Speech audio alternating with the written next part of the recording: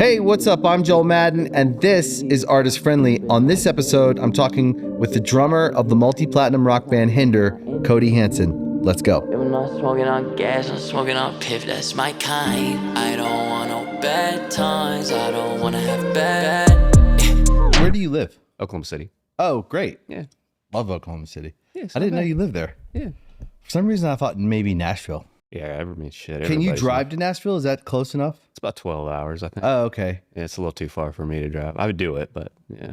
You've been there forever? Yeah, I moved there when I was 1. Oh, but okay. Yeah, it's cool. I mean, it's got a great food scene and, tons of great restaurants. So, Do you live in the city? yeah, I live like 10 minutes outside of the city. Okay.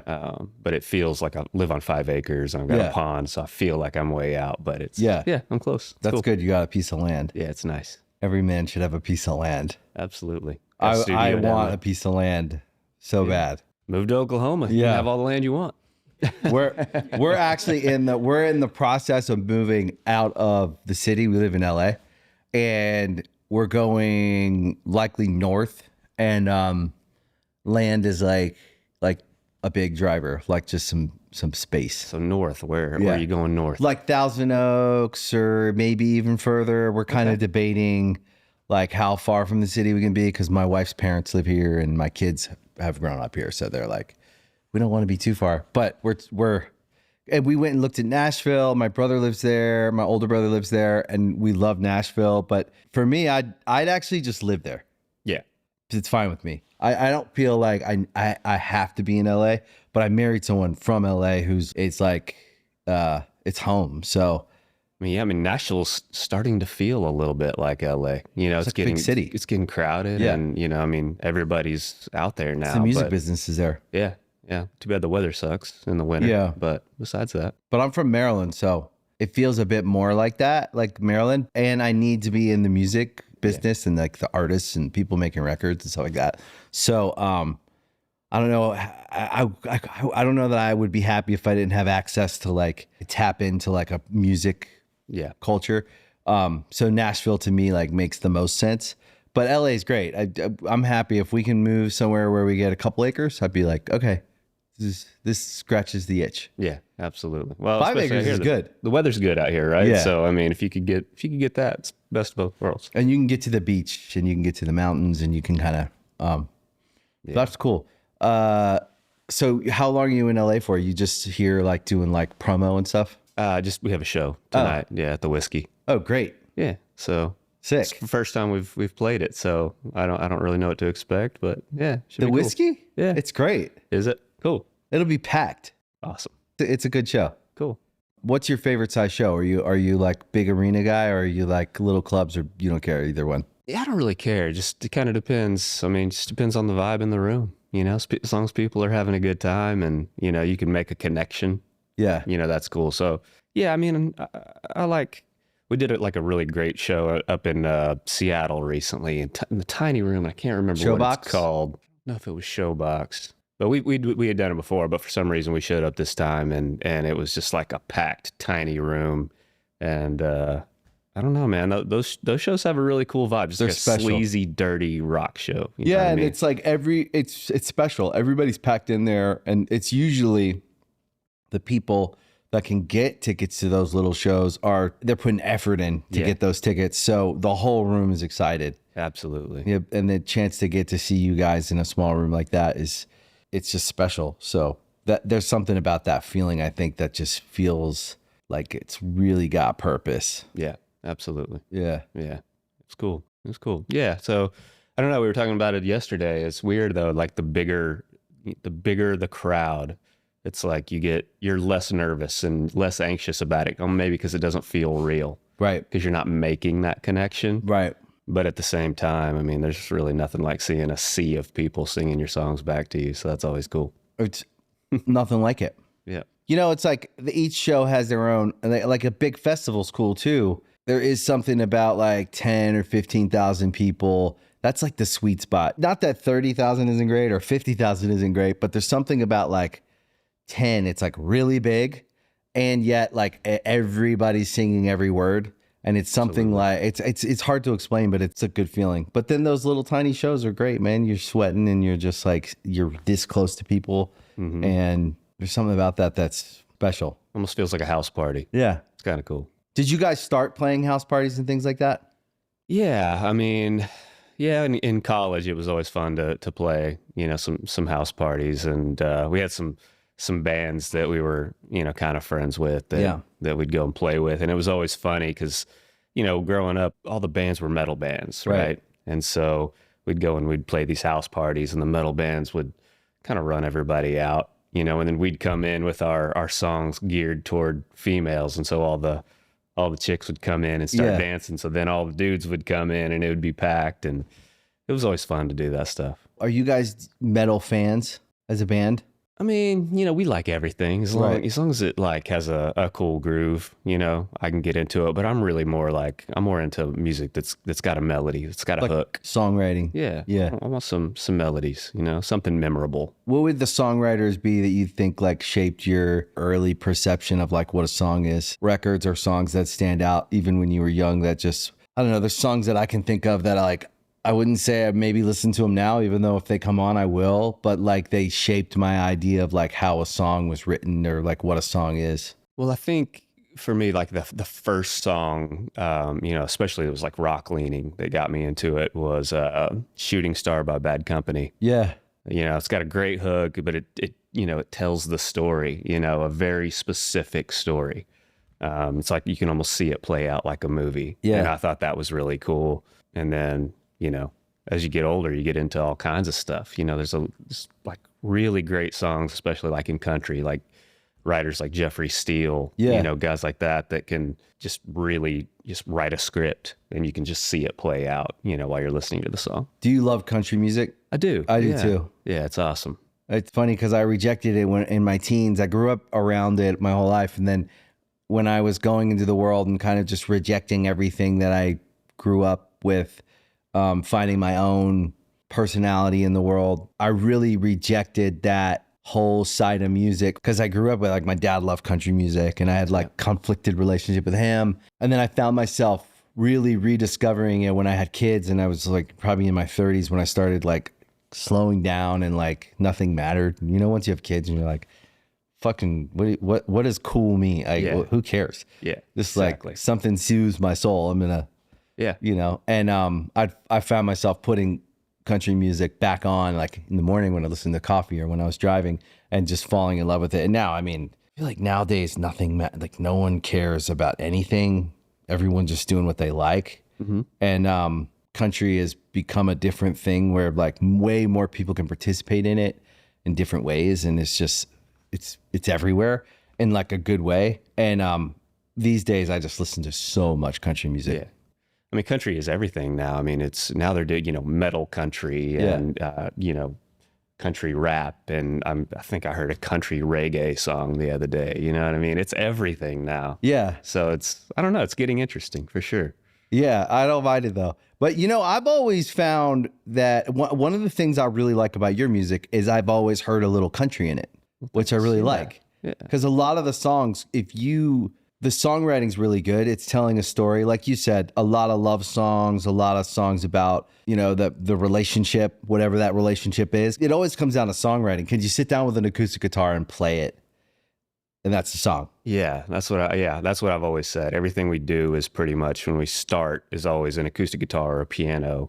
And, the theory is if you can, write a song that sounds like it belongs on the radio with just an acoustic guitar. I mean, once you go in and put the production on it, it's all icing on the cake. That's how you know you have a great song from the get-go. I mean, that's kind of what we've always thought. I agree. So us too.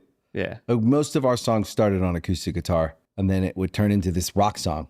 Yeah. We'd bring it into the band, and we'd all play it, and it would find its life. But me and Benj would always sit down and just fuck around with the acoustic and come up with a verse chorus. Yeah, I don't know if you even remember that we wrote a song together years ago. Holy shit. Years ago. I do remember. Yeah. I didn't remember till just now. Yeah. I think what was the song called? I think the song was called Man on a Wire. God damn, dude. I'm gonna have to go back and see if I can find it and send it to me. Yeah, I gotta Maybe find we'll it. use it. I mean, it was probably good. Yeah, I'm sure it was. Did Yeah, you ever I'll write check a it bad song? I don't know if you did. Oh, I no, mean, no, like, of course I haven't ever written. well, listen, we probably wrote a couple songs like where we were trying to go into some area we shouldn't touch, but like whenever we sat down and just wrote a song, especially like a rock song or just acoustic guitar song, it was always pretty good. Yeah. I mean, it's kind of hard to, I mean, if you know how to write a hook, right? Yeah. And a lyric, it's kind of hard to completely mess it up if you're doing it that way. Where did we write it? LA or? Yeah, it was here. Yeah. I don't remember exactly where it was. That's but yeah, cool. Yeah. Fun. I remember that was a fun day. Yeah. So yeah, I'll find it. Did you get a good impression of us? Of course. Okay. Yeah. You guys good. are great. Good. Awesome.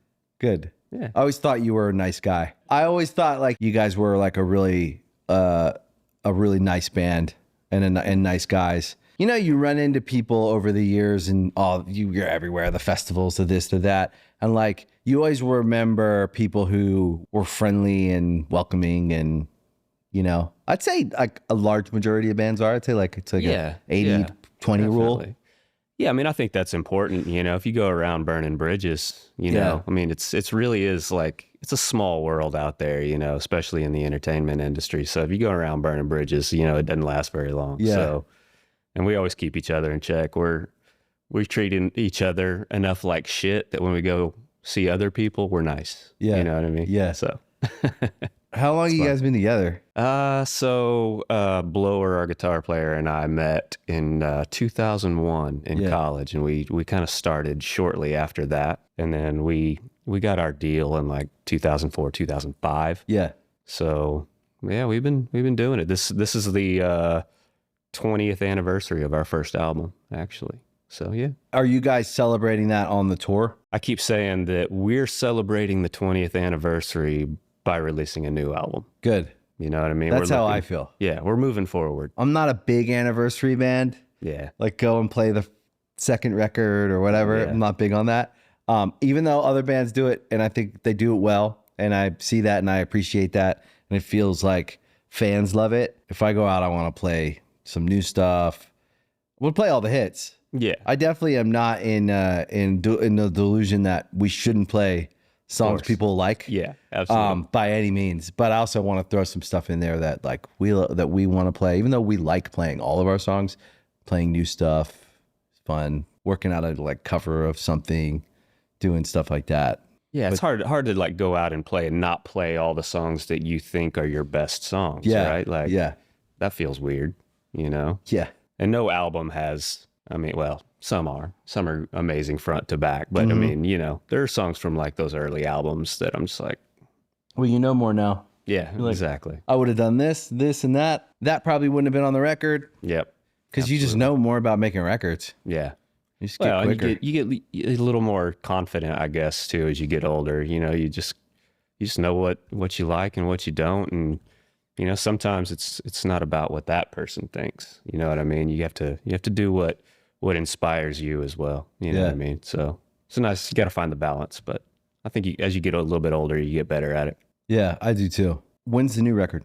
We haven't set a date for the record. We have a new song, our next one coming out on March 7th. So that'll be the third release so far from the upcoming album. Bring Me to Life? Bring Me Back to Life. Bring Me Back to Life. Yep. I like it.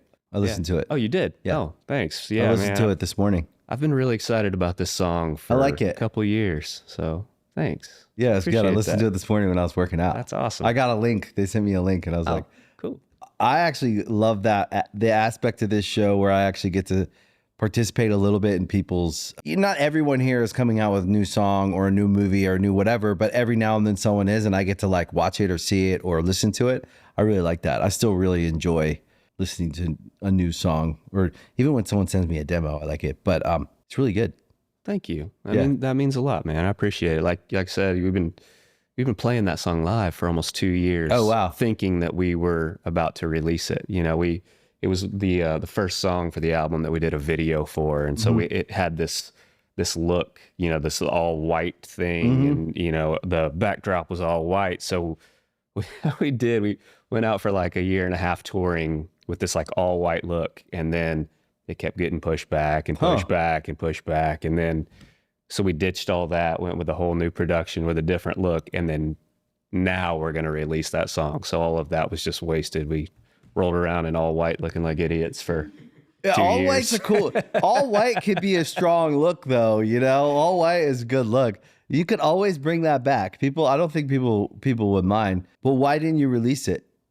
You know, it's just one of those things where we didn't have the right partner, you know, Right.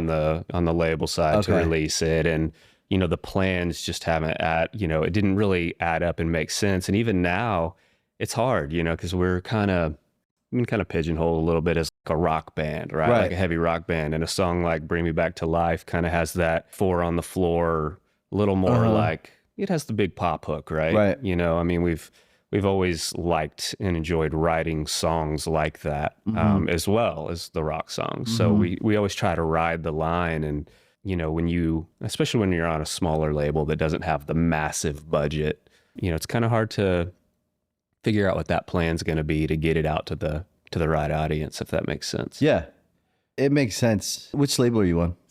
It's called Evil Teen. It's like Okay. a small boutique label. Okay, are they fully independent or are they distributed through someone? Yeah, or- distributed through ADA. Okay, So, okay. Yeah. So that's the Warner system.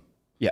Yeah, I mean, listen, I think it's a good song, and I think you have a really good fan base, and I think that it starts there always, and I think it's never a bad time to release a good song. Exactly what you're saying, though. You should put together the best plan you can so it makes the most impact possible. But also in the world we live in today, I think even more than like 2 or 3 years ago, I actually think 2 years ago was different than now. Yeah. And I think now you can just drop songs and they do take on their own life. I'm learning a lot with artists we work with at our company at MDDN. I've learned a lot from them and I'm trying to take it on I'm trying really hard to take on. There's an artist we work with, Idris. He's this like fucking super cool. It's indie rock kind of. It's like indie rock, but it's also, he's like very hip hop in his own way, but he's like indie rock. He plays guitar and he writes and produces all his own stuff. He just drops shit and he just gets bigger and bigger. I mean, he's got like, I think the last time I checked, he's got like 16 million monthly listeners or whatever. He's not a mainstream artist by any means. He's not like on the radio. And he just drops shit. He makes a video. He does everything in house. He makes the video with his friend who directs. And he's very purposeful. He's got in his mind, he's not just dropping shit like frivolously. He only puts out what he wants when he wants. But I've learned a lot from him. We work with a band called Chase Atlantic, and they're kind of the same way. They do everything themselves. They write the music, they produce it, they mix it, and then they have this like family, like their video guy, their this guy. Everybody's in this like Chase world, and they come up with their own plan, and then they're like, we're dropping this, and then they're kind of coordinating with the label. They're on a label, but it's like they have Chase Records, and they have a partnership with Fearless. But I mean, they're like 23 million monthly listeners on Spotify, and they just drop.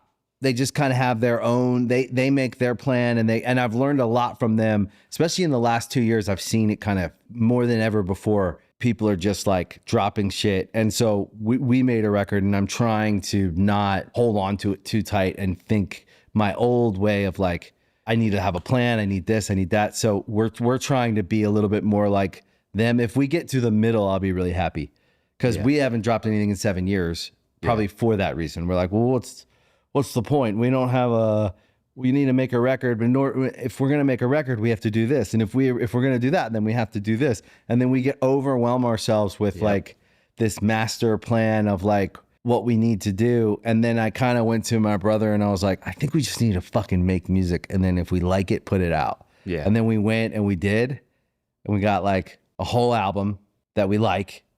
And now we're just going to put it out. So it's a middle ground. Yeah, it's so hard to break the old mindset, right? Where you want it to be big and grand. You want your big music videos and your big photo shoots, and you want it to be, you know, what it's always been, this big giant brand, right? Yeah, but that's just not how you do it anymore. But you apparently. guys are big. Well, I don't know about You're big. that. No, I'm telling you, you're big. Whether you feel big, that's you. That's in your own perception, that's right? true. That's That's true. what we feel is different. But the honest truth from my perspective, when I hear you say that, if I don't tell you what I think is the truth, then I'm not doing the right thing by you or me. And you're in a big band. It's a big fucking band. You guys have a bunch of hit songs. You've sold millions of records.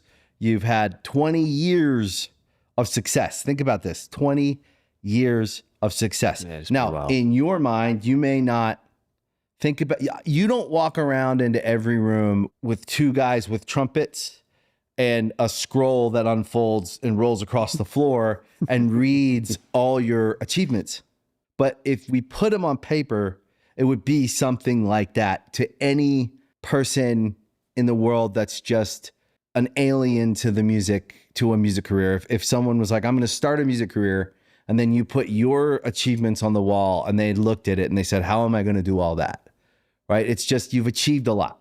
That's true. Yeah, you're not going to walk around with your resume in a stack and like hand it to people in every room. Like, you're not looking at it every day. So in your mind, you've done nothing almost, right? You know, you feel what you feel, and you've got the experience to do whatever the fuck you want in music, but you're not walking around all day with your achievements right in front of your face. So when I say you're a big band, you might just go, meh.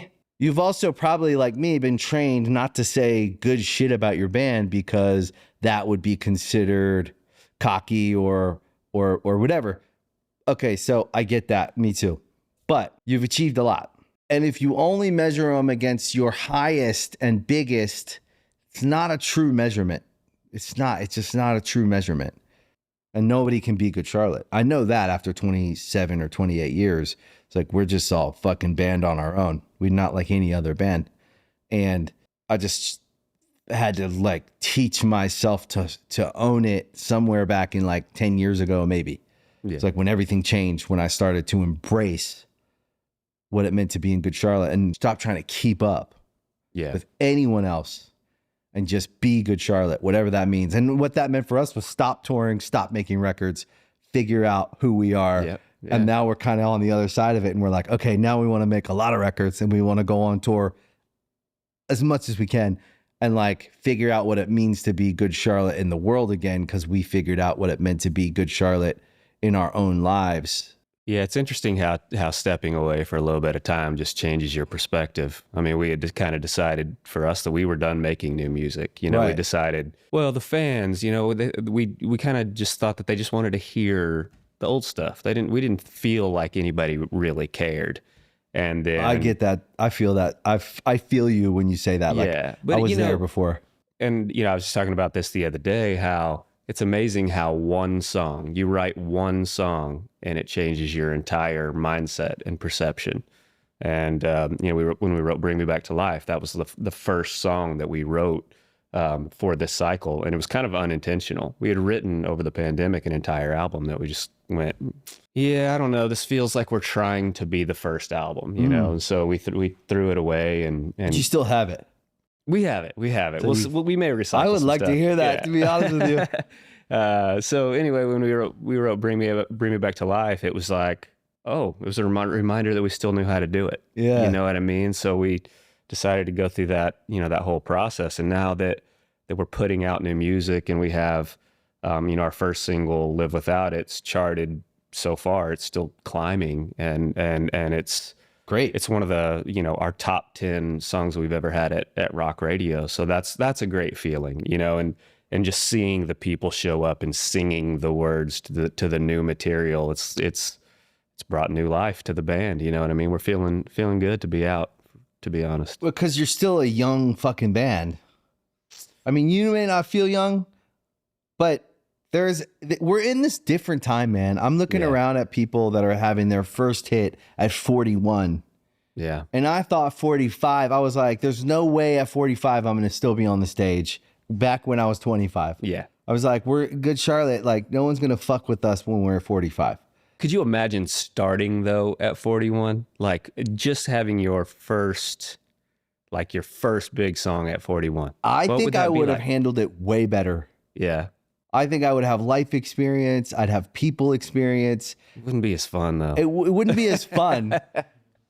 You know, it's such a weird thing because it wouldn't be as fun because We wrecked ourselves. We did. But I would never go back. Yeah. I Same. would never go back. Yep. It's like, it doesn't matter. It's people always ask me like, what was that like? Because there's crazy pictures. You're with that person and they see all these moments in this. We didn't know at the time how fucking amazing it was in the 2000s for music and pop culture and all the things mixed up. There was pop and rock, and it was the beginning of what it is now, which is there's no genre. Mm-hmm. At that time, there was genres, but everybody was mixing it up. So it felt exciting. Yep. And now people look back on that as like, they cite it as like reference for like inspiration and whatever. You guys are one of those bands. You're young, but you're a legacy brand. You're a legacy just by nature of being alive. Yeah, it's pretty wild to see. You know, we were talking about country bands, and one of my favorite new artists out. It's called Lakeview. Oh yeah, I like Lakeview. Yeah, they're awesome. Great songs, and they, they cover "Lips of an Angel" live. Yeah, and they're talking about doing a recorded version of it. And to me, that's me too. Like I've heard videos of the live performance, and I don't know. I mean, what a cool thing to have, like a band that you're into and you listen to their album all the time, covering your songs. Like, to me, that's a pretty big trip. That's pretty cool. It's just cool that you get to experience what your music means to the world. Yeah. And you don't, I think a lot of times is in bands, especially bands at the time when we came out, if you had any like kind of radio success, pop success, any of that stuff, it was looked at as like not okay. It was looked at as not good. Mm-hmm. Now it's a huge deal if your song is used in a commercial or used in a movie or no one cares. But back then, people don't realize how we would get attacked by our own scenes that we came up with in rock or whatever for having mainstream success. Like, it was a real thing. If you had mainstream success, you were going to get attacked by the critics, the scene, the other bands. If like certain ones would pick you out as the evil, successful band. Use Nickelback as the perfect example. You know what I mean? Like, they came out, they were huge. Everybody I knew had the album. Yep. But they would still talk shit. They're the perfect example of how you navigate that with integrity and with class. Because look at them now. Bigger than they've ever been. Yeah. Straight up. Nickelback's bigger than they've ever been. Creed, I would say, is another one. Yeah. Like, absolutely. Bigger than they've ever been. Still get a little bit of obscure, weird hate that no one listens to. Like, every now and then you'll hear someone that sounds kind of like someone's dad talking shit about Nickelback or Creed. Yep. And you're kind of like, yeah, that was kind of a thing people said in 2005. Like, no one says that anymore. Like, it's not, you're like, shut up, please. You're embarrassing me. Like, no one cares. It's the legacy. Yep. It's the songs. But I take a page from those bands. Yeah, absolutely. I look at those bands and I go, okay, I fucking love that. I love how they carry themselves. Yeah. What does everybody want them to do? Do they want them to quit and go into a hole and never make another piece of music and fucking die? Well, I've learned too, though, like the more hate you get and the more people talk shit about you, that means you're on the right track to success, right? Absolutely. That means you're doing well.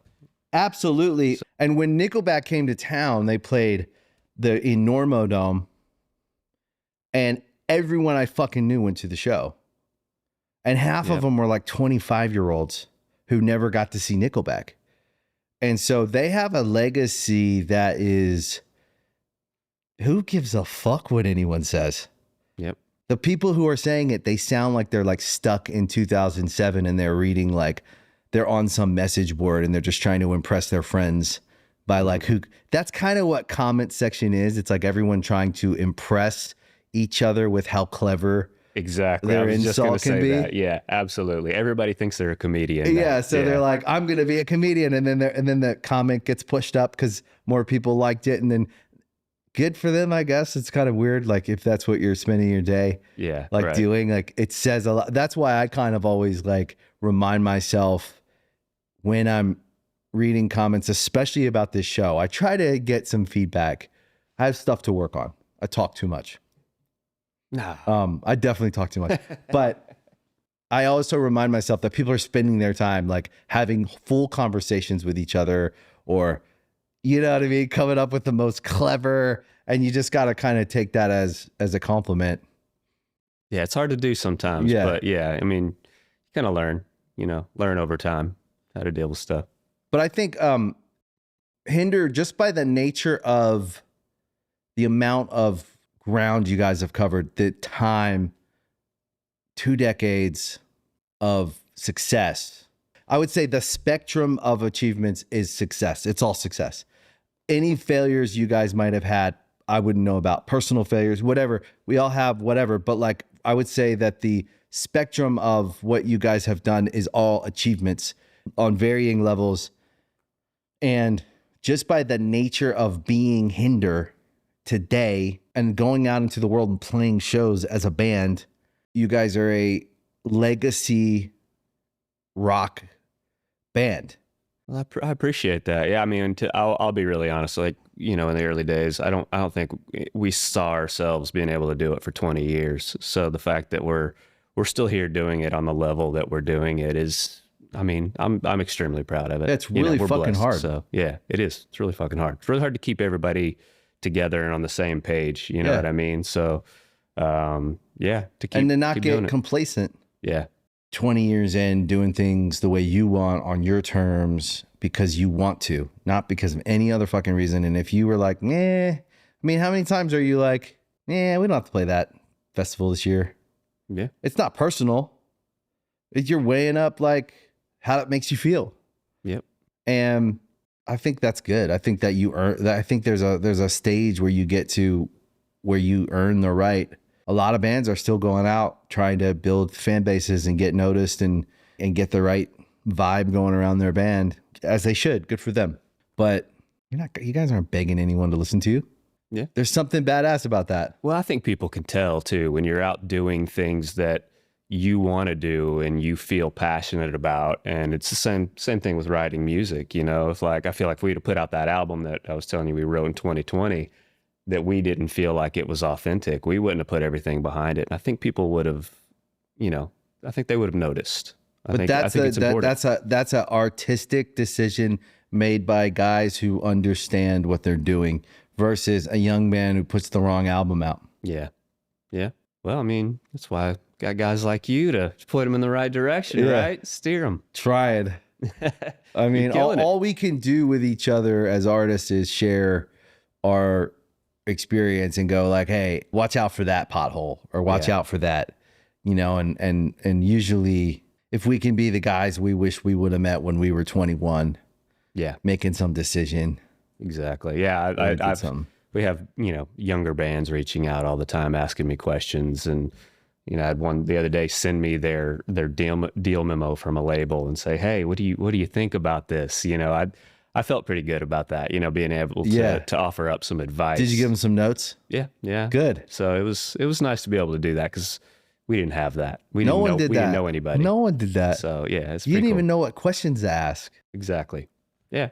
And that got us into some trouble later on, because you signed the wrong thing. You didn't recognize what this clause even meant. Yes. And now 20 years later, you're dealing with it. All of us. Yeah. All of us have done that. That's actually why we started our company. Yeah. That's awesome. What happens is you come into this business or any business when you're young and inexperienced, and people take advantage of your lack of experience instead of help you by giving you information. So you sign some deal where you have, God, can we think about it? If you knew on your first record deal, like the difference between a license deal and a fucking, could you imagine? No, I mean, life would be different. It would be different. Yeah.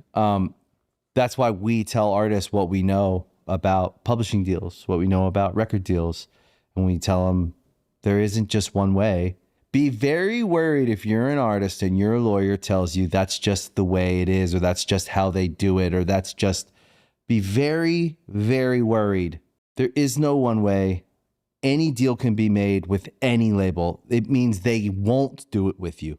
That it's not that they can't. When anyone comes back to you and says, yeah, they can't do that. No, they don't want to do that, and you don't have to sign. Yep. But know what you're giving up if you're signing. So if you If you think that's your only shot, I would question that. If you think this is the only record deal you're ever going to get or be offered, I would stop and go, wait, should I be doing this if I think it's a lottery? If you think this is the only offer you're going to get is from this label or this manager or this publisher, then you need to stop and gut check what the fuck you're doing, because you will get more offers. Well, especially now, it's not the year 2000 anymore. Yeah. You know what I mean? Like you said, there's a million ways to do it, and not all those ways include a record label. You know, I mean, a lot of people are doing it all on their own and having great success and then making more money as a result. You know, it may not be, you know, quite as big and as mainstream, but you know, there's the money will be more, which will give you more opportunities to grow the brand down the road, I feel like, in a lot of instances. Well, yeah. And there's versions of independent that, like a Chase Atlantic, I bring them up because they're not a mainstream band. They don't have a song on the radio ever. They don't have a big sync, and they sell more tickets than any band I know, right? Like, I think they sold out O2 in 15 minutes. That's awesome. And they did multiple nights. Like, they did like 20,000 tickets in Munich, and they're a band with no radio. Incredible.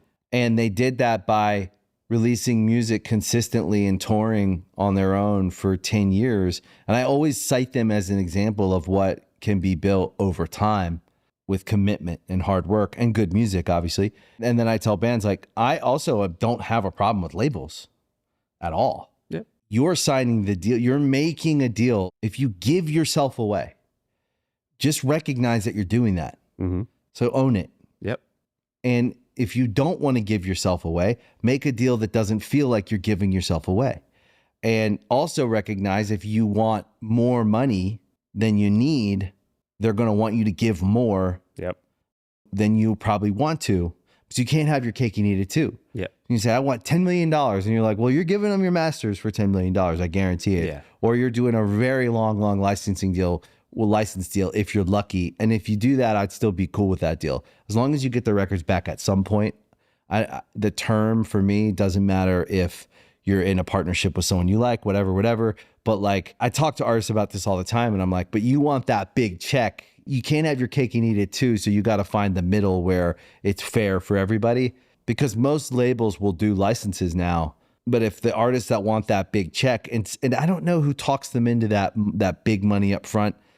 A lot of times I think it's maybe they haven't touched enough to know that it's probably going to be gone and spent on making this and making that and doing all this. And sometimes too much money up front when it's front loaded can make you make really bad decisions on like how much you spend on that video. Yep. And you're not as scrappy as you were. Yeah. And you lose a little edge when you're not as scrappy. And a big check can kind of take away that scrappiness sometimes. So finding the middle, I always think, is the right, for me anyways, the right idea. Everybody's got to run their own business. I can't imagine how hard that would be, though, for like a young baby band. It's the first deal, right? The idea of an advance, especially if you need the money. Yeah. You know what I mean? When knowing that's really not the smart way to do it. The smart way to do it is don't take an advance. Put that back into a guaranteed marketing budget or something like that. But I also understand the other side. You know, a young band that's, you know, they don't have money. They're probably, you know, starving or close to it. They need it, right? Yeah. So it's kind of it'd be a tough call, I think, if you're a young band these days. Well, that's the leverage, right? Well, like the label or the publishing company, they got the money, and you want that.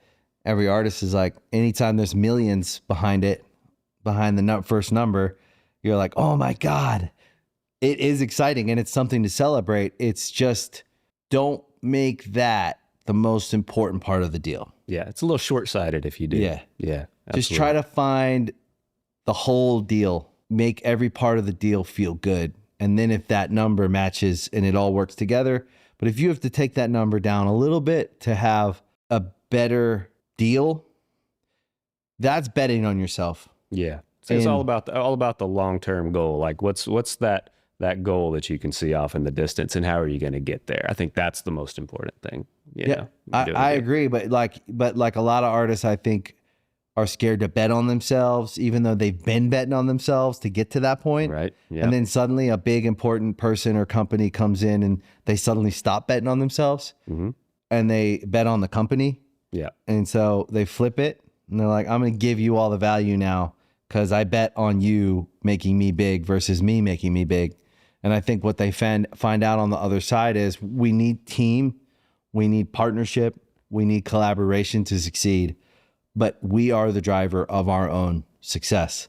So Absolutely. we have to continue to bet on ourselves. And I think bringing that back to me and you, our bands are around the same ages. We might be a little bit older than y'all, but we started in high school instead of college. So same amount of time probably out there making on the road and doing records and stuff. We get to this spot where it sounds like y'all were a couple of years ago and we were too, where you have to remind yourself to bet on yourself again and be like, what the fuck else am I doing? Yep. I only get to be me. This is what I had to come to. I only get to be me. I only get to be this age. I can't lie about it. Yep. So I'm not going to try to be younger. Yep. And I said, okay, at 45, am I still going to be on stage? At the time when I was 25, that fucking sounded really fucking old. Yeah. And I didn't think it was possible. Yeah. But now I'm 45 and I'm like, we're actually better live than we've ever been. Yeah. I would bet you guys are too. Yeah. I think so. Shit's probably heavier, tighter. Yep. You just know more. So you put together sets differently. Like there's just a. And I didn't start drinking at 8 a.m. Yeah. Right. Yeah. 8 p.m. It's like. Exactly. It actually makes sense now. Right. When you drink makes sense. Yeah. Didn't make sense at 8 a.m. The fuck were you doing? Oh man, I don't know.